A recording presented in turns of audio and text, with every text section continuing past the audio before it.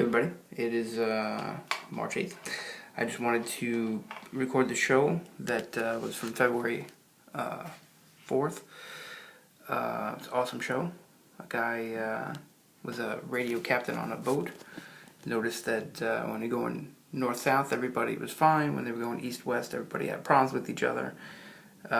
Realized that the time zones messed with the melatonin in the body, linked up to everybody's astrological signs, and came up with some interesting theories about life, God, and energy. And he wrote a book called Futurescience, which is a book written so that any 12-year-old can understand some of the things in science that are not well explained, because they don't want you to know how it really works. Alright, so let's get this going.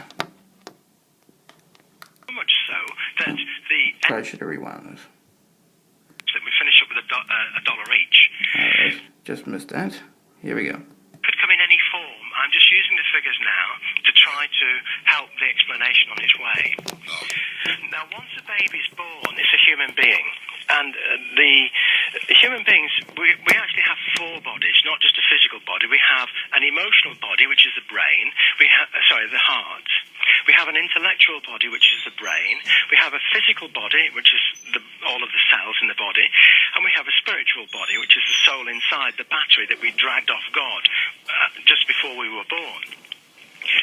Now, these four bodies have different rules, and they exist in different worlds. For example, in the physical world, if I have $1 and you have $1 and we exchange them, we finish up with a dollar each. So there's no gain. You don't get something for nothing in the physical world. However, in the intellectual world, the rules are different. If I have one idea and you have one idea and we exchange them, then I finish up with two ideas and you finish up with two ideas. We can double our intellectual wealth at no cost. Now, we can use the same argument but take it one step further. If I love you, then my soul voltage will go up. And if I hate you, my soul voltage goes down. So if I love everybody and everything in the world, then when I die, my voltage might increase, for example, during my lifetime from 5 volts to 50 volts. So much so that the energy in my brain releases a halo of light around my head. And this is why high voltage souls are depicted in ancient pictures with halos around their heads. Then what happens is, when the body dies, when the cells are damaged or sick, the minus voltage from the body can no longer hold on to the positive voltage of God, and the soul is released. And providing the voltage is high enough on the soul, it migrates, it escapes from the Earth's magnetic field and the Earth's gravitational field, and it goes back to God. So God grows by 45 volts. If in the beginning, don't forget, he gave away 5 volts to the baby, but he gets 50 volts back. So God gets bigger, love gets bigger, and the universe expands, and everything is good, and so on. Of course, conversely, if I were to hate you during my lifetime, then my soul voltage would go down. When it leaves my body, it could not leave the Earth's gravitational field or magnetic field, so it would come back not as 5 volts, but maybe as a half a volt if I've hated lots of people. And it would look for a collection of biological cells which are beginning to develop on Earth, something which is half a volt. It might be a flower, it might be a worm, it might be a dog. But as those cells divide and multiply, they generate a negative voltage, and they're looking for a positive voltage to balance out the charges. So let's say a flower is beginning to grow. The minus half a volt from my body would go to the flower, and the flower would become a living thing again with a body and a soul. The soul is only half a volt. And this is why the Maya believed that this life was illusion, because the flower might look like a flower and feel like a flower and smell like a flower, but it's not a flower, it's God in disguise. Every living thing is God in disguise.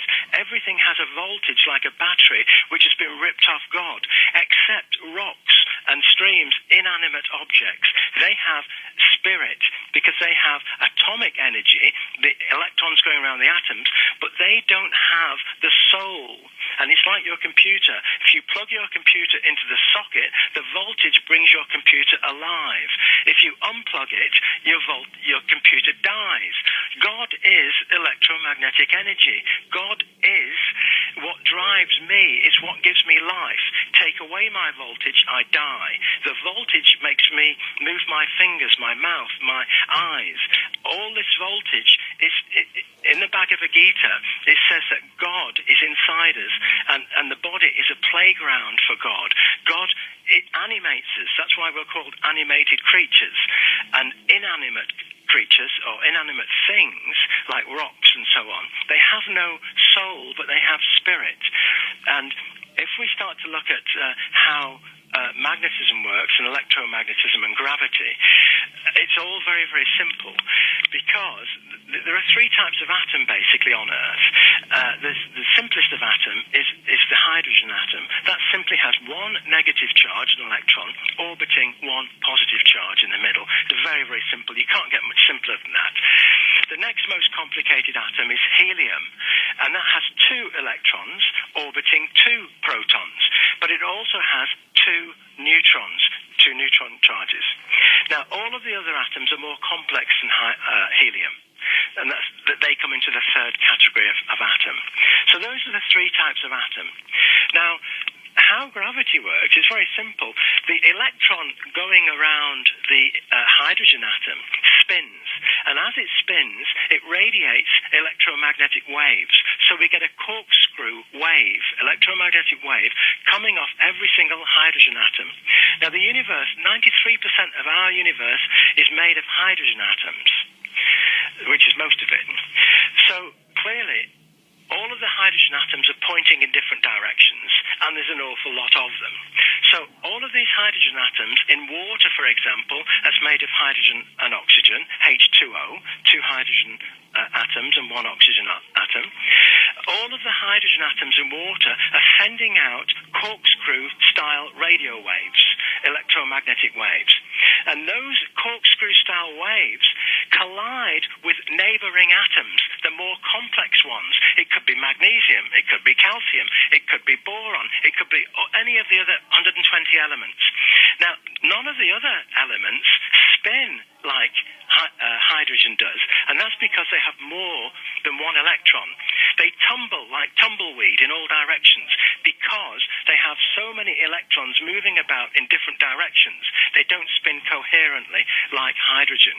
So under normal conditions, normal complicated atoms don't spin, they tumble.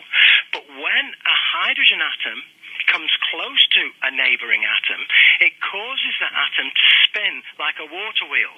And as soon as the neighboring atom, be it calcium, magnesium, or whatever, begins to spin in the same direction as the hydrogen atom, then all of the electrons in that atom start to give off corkscrew energy, and that energy bombards other neighboring atoms in a straight line. So everything bombards everything else, and that's why everything attracts everything else. And because it's corkscrew in nature, it's like an Archimedes screw, a pump. If you put a screw thread into the water and turn it, water will move up the screw thread if it's inside a tube. That's right, that's right. This is excellent. This is very, very interesting. Our guest tonight, Maurice Cotterell, and we will come back and discuss all things that may even turn into, well, what the martial artists call ki. Maybe. We'll be back on Coast to Coast AM.